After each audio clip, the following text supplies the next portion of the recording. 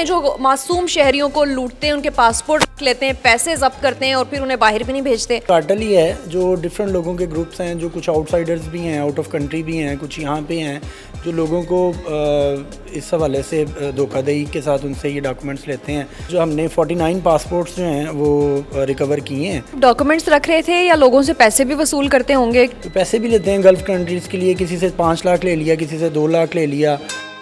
अस्सलामुअलैकुम जी, मैं हूं रूबा अरूज और आप लोग देख रहे हैं नियो डिजिटल। नाज़रीन, इस वक्त मौजूद हैं FIA anti human trafficking circle Lahore के थाने में और यहाँ पे इत्तला मिली है कि मासूम पाकिस्तानियों को बेवकूफ़ बनाने वाला एक गिरोह गिरफ्तार हुआ है जो कि पासपोर्ट, मेडिकल सर्टिफिकेट्स और दीगर डॉक्यूमेंट्स दबा के और साथ ही साथ उनसे एक भारी रकम वसूल करके उन्हें बाहर भेजने का झांसा देता था और फिर उनके डॉक्यूमेंट्स अपने पास दबा कर रख देता था और गाहे बगाहे उनसे पैसे वसूल करता था कि आज 5 लाख दे दें, कल 10 लाख दे दें और आपको गल्फ़ कंट्रीज़ में, दीगर ममालिक में भेजा जाएगा। मामला क्या है, कैसे इन्वेस्टिगेशन हुई और कैसे मुल्ज़िम पकड़े गए, आइए जानते हैं।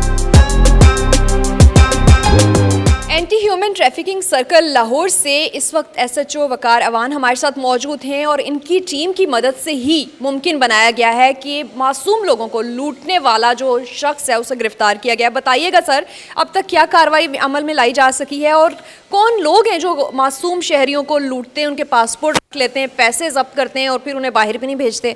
जी बिल्कुल, हमें एक इत्तला मौसूल हुई कि कुछ लोग जो हैं वो मिल के सादा लोगों से पैसे बटोर रहे हैं और उनके पासपोर्ट भी हथिया रहे हैं फॉर गल्फ़ कंट्रीज़, जिसमें सऊदीया, मस्कत, ओमान और दुबई वगैरह है। इनके वीज़ा जात के लिए वो मुख्तलिफ़ लोगों से जो डिफरेंट एरियाज़ के हैं उनसे पैसे बटोर रहे हैं। अगर वहाँ पे रेड किया जाए तो हमें बड़ी तादाद में वहाँ पे पासपोर्ट और दीगर डॉक्यूमेंट्स जो हैं वो मिल सकते हैं।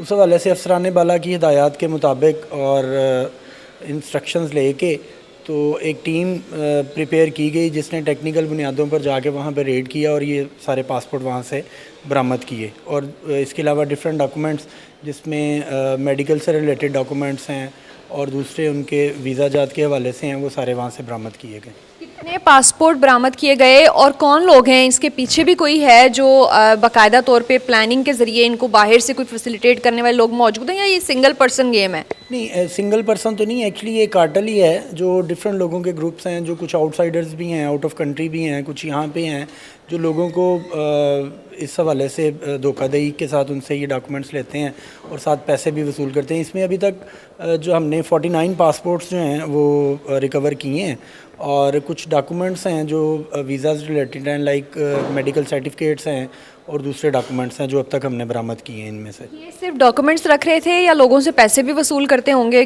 पैसे कितने कितने, क्या उनको जो है वो लालच दी जाती थी, कितने पैसे लिए जाते थे और क्या किसी को बाहर भेजा भी गया है? नहीं, इसमें ये विदाउट लाइसेंस काम करते हैं। इसमें कोई इनकी तरफ से कोई अथेंटिकेशन या कोई गारंटी नहीं होती कि ये भिजवा देंगे। तो पैसे भी लेते हैं गल्फ़ कंट्रीज़ के लिए, किसी से 5 लाख ले लिया, किसी से 2 लाख ले लिया, किसी से 1.5 लाख ले लिया कि मैं आपका जो है वो इंस्टॉलमेंट में काम करवा दूंगा, पहले वीज़ा लगेगा फिर बाकी काम होंगे। तो ये सारे इलीगल काम कर रहे थे, विदाउट एनी लाइसेंस काम कर रहे थे। और अभी तक इनका कोई बंदा बाहर नहीं जा सका गैर कानूनी या कानूनी तरीके से? नहीं, एक्चुअली ये हैं ही गैर कानूनी, तो गैर कानूनी तरीके से तो कोई भी बाहर नहीं जा सकता। तो ये इन्होंने तो धोखा ही देना, लोगों को इंस्टिगेट करना है, बाहर जाने के लिए सुहाने ख्वाब दिखाने हैं और इन्होंने पैसे बटोर लेने हैं उनसे। अच्छा, जो बंदा बाहर जाने को तैयार होता है वो इतना तो समझदार होता है, डॉक्यूमेंट्स बनवा लेता है, हर इदारे से अप्रूवल लेता है, तो किस तरह से ये लोगों को पागल बनाते रहे? क्योंकि इन्होंने तो बाकायदा एक जगह बनाई हुई थी, इदारे का नाम रखा हुआ था, कोई तो इनके पास प्रूव होगा, कोई जाली स्टैम्प्स वगैरह कोई तो चीज़ होगी। एक्चुअली ये गल्फ़ जाने के लिए जो मोस्टली लोग होते हैं वो सारी लेबर क्लास होती है।